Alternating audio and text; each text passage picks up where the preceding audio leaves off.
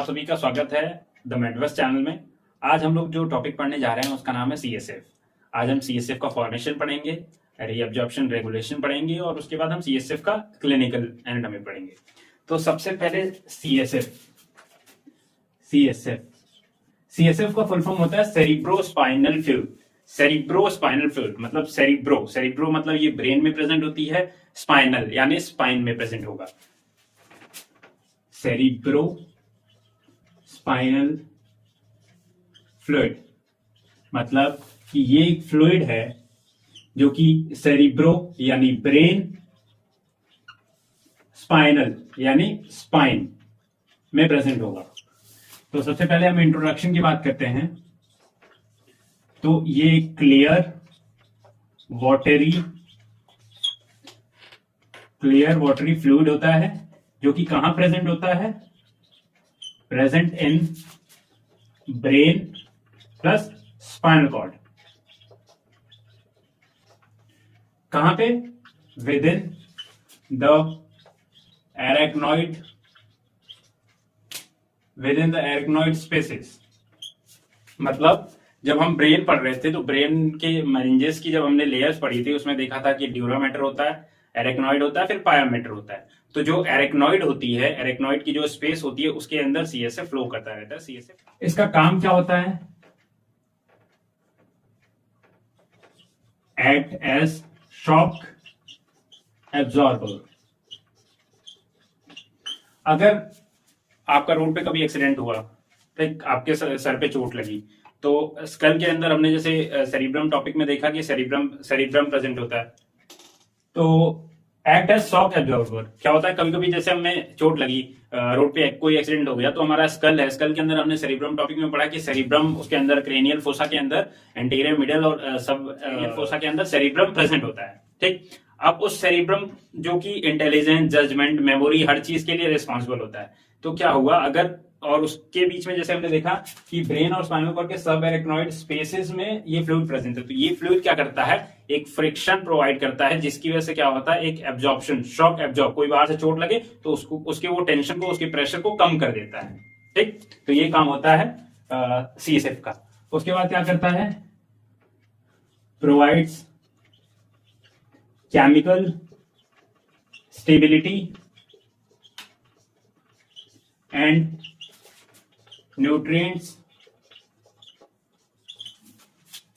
To the brain.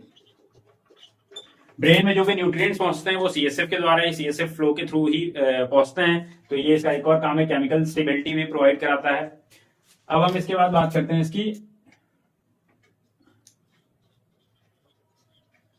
इसके formation की बात करते हैं हम लोग। तो इसका फॉर्मेशन होता है हमारे लेटरल वेंट्रिकल में।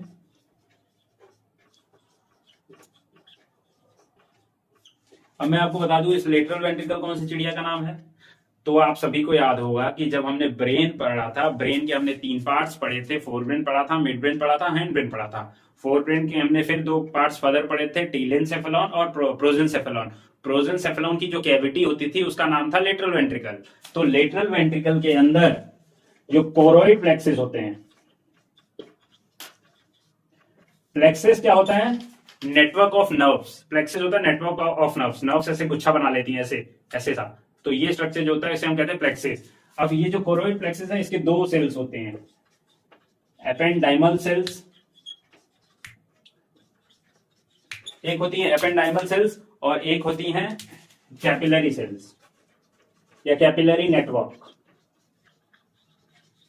इसकी जो एपेंडाइमल सेल्स होती हैं ये क्या करती हैं? ये फॉर्म करती हैं सीएसएफ। सीएसएफ कौन बनाता है? सीएसएफ बनाता है हमारा लेटरल वेंट्रिकल। लेटरल वेंट्रिकल किसका पार्ट है?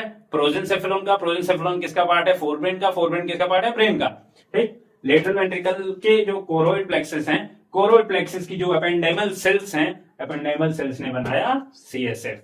ठीक, ये इसका हो गया फॉर्मेशन। इस वाले वीडियो में हमने अभी तक क्या क्या पढ़ा? सीएसएफ के इंट्रोडक्शन पढ़ा है कि क्लियर वाटरी फ्लूइड होता है जो कि प्रेजेंट होता है कहां? ब्रेन और स्पाइनल कॉर्ड में। ठीक, उसके बाद हमने पढ़ा इसका फंक्शन फंक्शन क्या होता है, शॉक एब्जॉर्बर, केमिकल स्टेबिलिटी और न्यूट्रिएंट्स प्रोवाइड करता है। फॉर्मेशन देख लिया हमने, lateral ventricle, choroid plexus, ependymal cells, CSF. तो मेरे से भी जब फंक्शन ऑफ सीएसएफ हमने पढ़ा तो सबसे पहला सीएसएफ का फंक्शन होता है शॉक एब्जॉर्बर। शॉक को एब्जॉर्व करेगा, फ्रिक्शन को प्रिवेंट करेगा। इसका दूसरा फंक्शन है केमिकल स्टेबिलिटी, तीसरा है provide nutrients to the brain. अब हम पढ़ते हैं इसके अमाउंट पे। तो इसका अमाउंट होता है अबाउट 500 से 600 ml फॉर्मेशन। लेटरल वेंट्रिकल की कोरोनोइड प्लेक्सिस का जो एपेंडेमल सेल्स है वो बनाता है सीएसएफ। वो सीएसएफ कितना बनाता है, 500 से 600 ml। 500 से 600 ml सीएसएफ बनता है, लेकिन एट द टाइम 120 ml से 150 ml प्रेजेंट रहता है। क्यों? क्योंकि इसका रीअब्जॉर्प्शन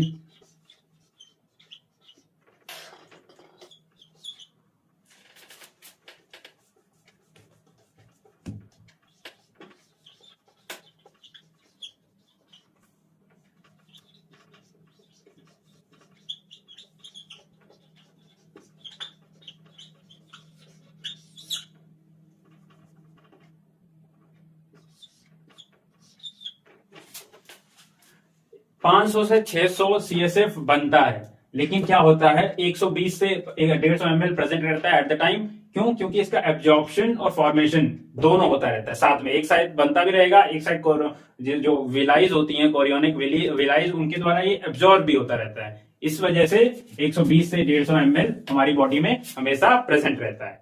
ठीक, इसकी जो पीएच होती है वो 7.3 के अप्रोक्स होती है, जो कि बेसिक है। इसकी जो स्पेसिफिक ग्रेविटी है 1.005 होती है। इसमें जो प्रोटीन का कंटेंट होता है वो बड़ा लो होता है, और जो ग्लूकोज का कंटेंट होता है वो होता है approx 50 mg/dl।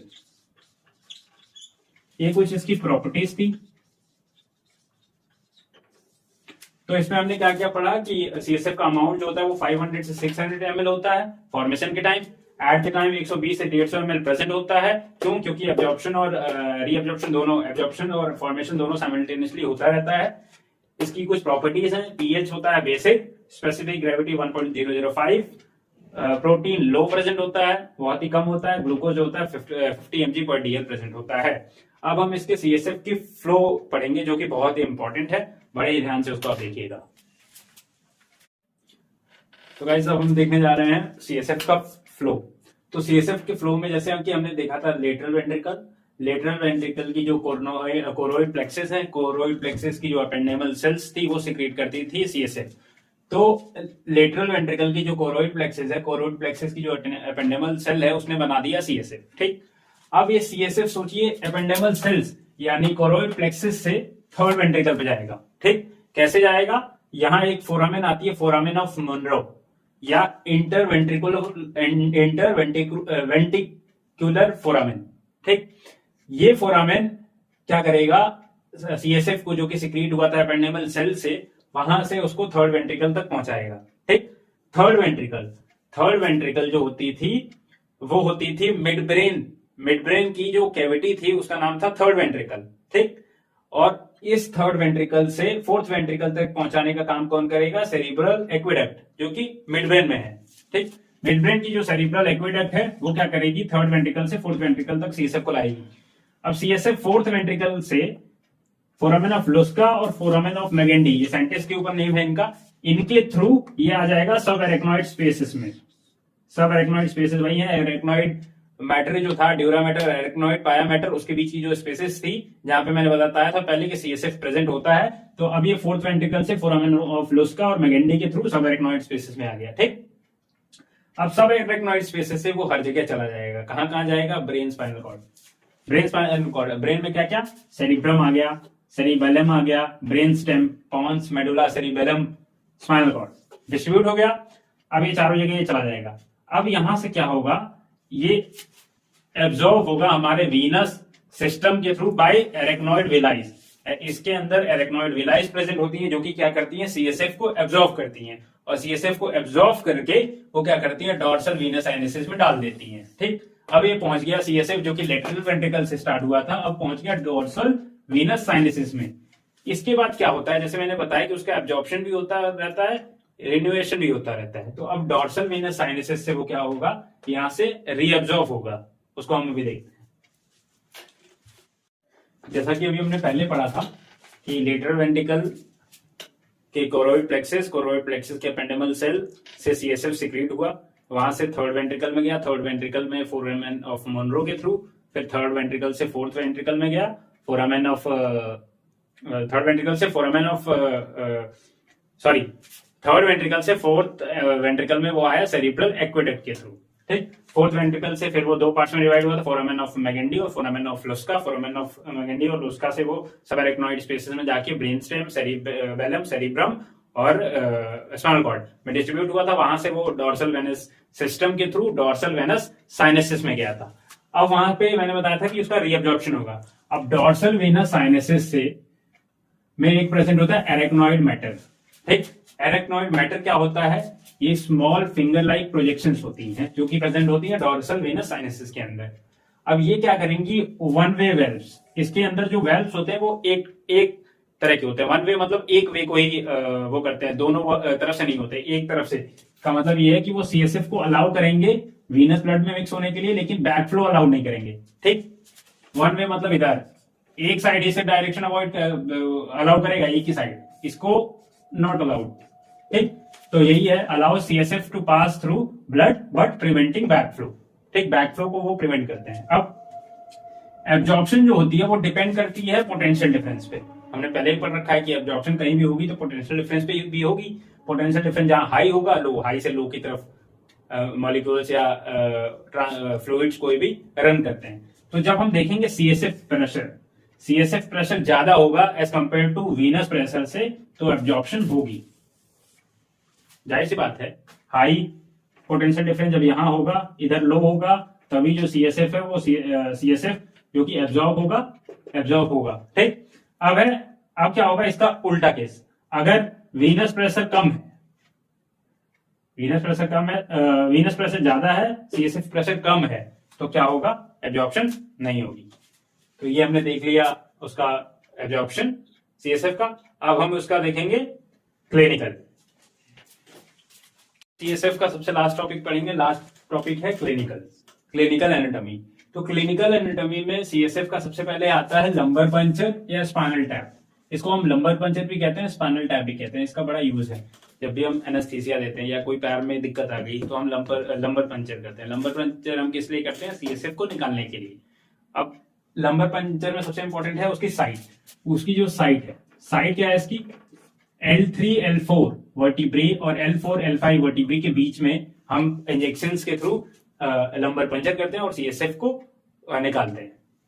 Normal CSF pressure जो होता है वो होता है 70 से 180 मिलीमर्क्यूरी पर H2O के रेंज में इसको हम कंपेयर करते हैं, इसलिए लंबर पंचर। ठीक, अब दूसरा इसका जो क्लिनिकल एनाटॉमी है वो है सीएसएफ लीकेज।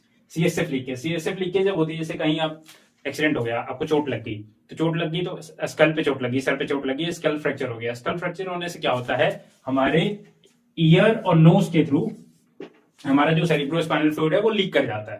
ठीक, तो नोज के थ्रू अगर वो लीक करेगा तो सीएसएफ राइनोरिया डिजीज का नाम है। अगर वो ईयर के थ्रू करता है तो इसको हम कहते हैं सीएसएफ ओटोरिया डिजीज का नाम है। ठीक, सीएसएफ लीकेज, अगर leakage of CSF through ear and nose due to skull fracture, CSF otorrhea, CSF rhinorrhea. उसके बाद एक डिजीज है meningitis. Itis means inflammation of meninges. Meninges का इन्फ्लेमेशन होगा तो उसकी वजह से क्या होगी, हमारी जो सीएसएफ का कंपोजिशन होता है वो अल्टर हो जाता है, सीएसएफ का कंपोजिशन चेंज हो जाता है। सीएसएफ का कंपोजिशन कैसे चेंज होता है, हमने देखा था कि सीएसएफ के कंपोजिशन में जब हमने पहले देखा था तो इसमें क्या क्या था, प्रोटीन जो कि क्या थी, लो थी। ग्लूकोज क्या था, ग्लूकोज 50 mg/dl था, है ना। अब क्या होगा जब मेनिंजाइटिस होगा, मेनिंजाइटिस में क्या होगा, जब इन्फ्लामेशन होगा, इन्फ्लामेशन कहाँ होगा, मेनिंजेस में होगा। मेनिंजेस की 3 लेयर थी, ड्यूरा मैटर, एरेक्नॉइड, पाया मैटर। उन तीनों में किसी में लेजन हो गया, किसी में इन्फ्लामेशन हो गया, कोई इन्फेक्शन हो गया, तो उसकी वजह से क्या होगा, सीएसएफ कंपोजिशन चेंज हो जाएगा। सीएसएफ कंपोजिशन कैसे चेंज होगा, जो यहाँ पे प्रोटीन लो था वो प्रोटीन हाई हो जाएगा। ठीक, ग्लूकोज जो वहां पे 50 mg पर डीएल मेंटेन था उसके कंपोजिशन में, वो यहाँ पे कम हो जाएगा। 50 mg पर डीएल से ग्लूकोज कम हो जाएगा, डब्ल्यूबीसी का कंटेंट सीएसएफ के अंदर बढ़ जाएगा। इसकी वजह से क्या होगी, सीएसएफ कंपोजिशन उसका अल्टर हो जाएगा, कारण मेनिंजाइटिस। तो हमने अभी तक सीएसएफ का इंट्रोडक्शन पढ़ा, सीएसएफ की प्रॉपर्टीज पढ़ी, सीएसएफ कहां फॉर्म होता है, फॉर्मेशन पढ़ा, उसका सीएसएफ का फ्लो पढ़ा, सीएसएफ का एब्जॉर्प्शन पढ़ा, उसके बाद सीएसएफ का फंक्शन पढ़ा। सीएसएफ का फंक्शन पढ़ने के बाद हमने सीएसएफ का क्लिनिकल पढ़ा। इसके क्लिनिकल में हमारे पास 3 है। 10 नंबर का क्वेश्चन अगर आपके पेपर में पूछता है सीएसएफ का, तो आप ये सारा कंटेंट जो मैंने पढ़ाया वो लिख देंगे, बहुत ही अच्छे मार्क्स आपको मिलेंगे। तब तक के लिए फिर मिलेंगे नेक्स्ट टॉपिक के साथ। तब तक के लिए बहुत बहुत धन्यवाद। मेरे चैनल को लाइक करें, सब्सक्राइब करें और शेयर करें। एक बार पढ़ने के बाद जरूर कमेंट किया करें कि कैसे लगा आपको पढ़ाया हुआ मेरा कंटेंट। तब तक के लिए बहुत बहुत धन्यवाद।